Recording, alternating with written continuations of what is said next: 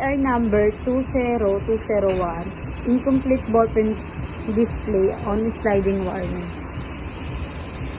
Ito po yung ballpen na nakaraan na tag-iisa lang yung display. Ayan na po, nakapag-SR na po, then dumating na, nalagay na po namin.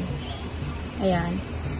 Kompleto na po yung display ng mga ballpen, hindi na po siya tag-iisa. Yun lang po, thank you. IR 20427. Ito na po yung proof of payment ni CS na pinagawa ko po kay MC po. Ayan po. Nagbayad na po siya ngayon. Yun lang po, maraming salamat po. IR number 19394, parcel dispatch po, nung June 27. Ngayon lang po pinadala yung rack ni PYD. So, na-receive ko na po ito. Ito po. Thank you.